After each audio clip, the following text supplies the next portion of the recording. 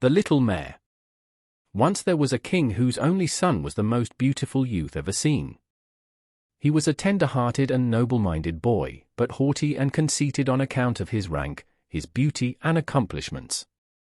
As he was himself handsome, he liked all that was fair and graceful, but hated anything ugly or hideous. He would always say that he grew sick when looking at what was displeasing to his eyes. It happened one day, when he went hunting with his comrades, and the party was camping near the high road to enjoy a good breakfast, that they noticed an old man who came along the road riding a miserable mare. This old man was very unpleasant to look at, as he was humpbacked and one-eyed, had a crooked neck, and of course was poorly dressed. The mare was not prettier than her rider. She was a small, fleshy, long-haired jade, lame in one foreleg. "Pooh," said the prince, "get that ugly old fellow and his hideous mare out of the way. I cannot endure the sight of anything so shocking." The courtiers were at once ready to obey him, and soon the shabby rider and his horse were driven out of the prince's sight. The old man was not, however, what he appeared to be, but a great and mighty conjurer, who did not always present himself in such a wretched shape. One day, when the prince was walking alone in the woods, the old man suddenly stood before him and, touching him with his staff, said, "Now you try and see what it is to be a mare like mine, and that you shall be until an innocent young princess calls you her dearest friend." The moment he had uttered these words, the prince was transformed into just such an ugly little mare as the one which he could not bear to look at. At the home of the prince everyone was alarmed at his disappearance, and no one knew what had become of him. In the meantime he walked about in the woods as a common little mare, not at all satisfied with himself. He knew it would be useless for him to return to his father's palace, as no one would know or care for him.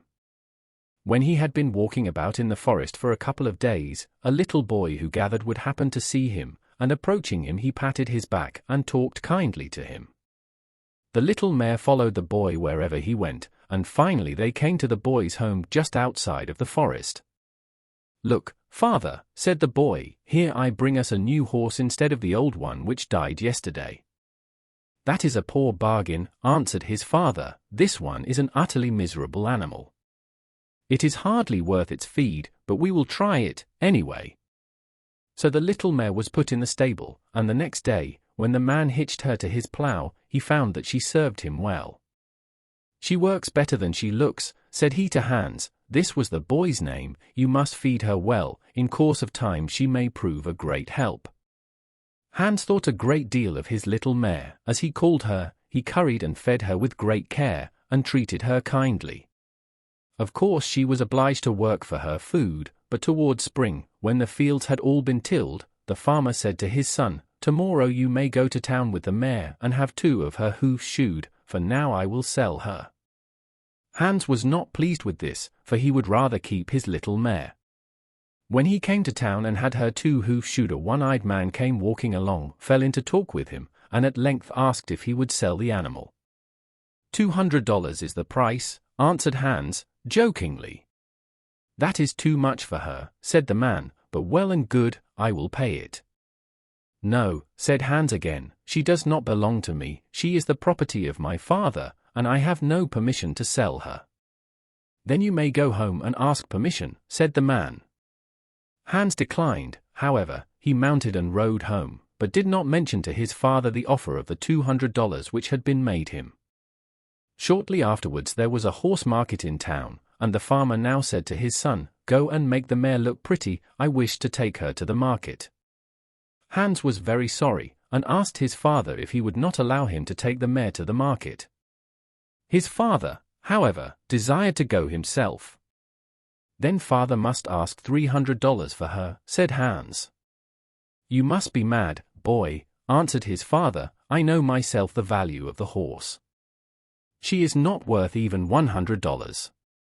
Now Hans told that someone had made him an offer of $200. "Then you are a great fool," said his father, giving him a good box on his ear. He mounted the mare and rode away to the marketplace. He was thinking, however, of what Hans had said, and when anyone inquired how much he asked for the mare, he answered, briskly, $300. The buyers laughed at him and said that was a large price for such an old jade, worth not even 100. The farmer did not lower the price, however, and at length an old one-eyed man came up to him. He did not haggle about the price, but paid it at once and took the mare. The farmer went home, and was well pleased with the profit he had made. Hans wept, however, and was very sorry. The next morning, when his father looked for him, he was not to be found. "He has run after the mare," said Hans's mother, and thus they satisfied themselves. Hans had, indeed, run after his little mare. In town he succeeded in finding out that the man who had bought her had gone with her to a place 100 miles away. He was thought to be a rich and a great man, and presumably he belonged somewhere at the king's palace. Hans at once started on his long journey, and finally had all the 100 miles behind him. He went straight to the king's palace, and applied for a place as groom. This was granted him, but the mare was not to be found in the king's stables. One day Hans found a small carriage out in the courtyard, and what should be attached to it but his own dear little mare. He was of course delighted to find her again, and patted and talked kindly to her. It so happened that at the same moment the king's youngest daughter, as yet a mere child, came running past. When she saw Hans standing by the little mare, she came up to him and said, "Such a little pet I would like to have. I could use it both for riding and driving. Don't you think so, Hans?" Yes, Hans was quite certain. He told her that he knew the animal to be the swiftest and most pleasant in existence. The little princess skipped up to her father and asked him to buy the mare for her. "That ugly little beast," said the king. "No, there are enough pretty horses in my stable, and you may select for yourself the one you like best." She had taken such a fancy to the mare, however, that she went on begging and praying, until the king assented and bought the animal for her. "Now take good care of her, Hans," said the little princess. Hans readily promised, and kept his word so well that every day the little mare grew more and more beautiful.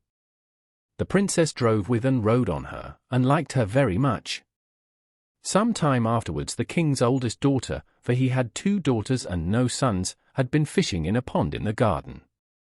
She happened to lose a ring which had belonged to her mother, and as it was both a great treasure and a talisman, she and her father were alike unhappy over her misfortune.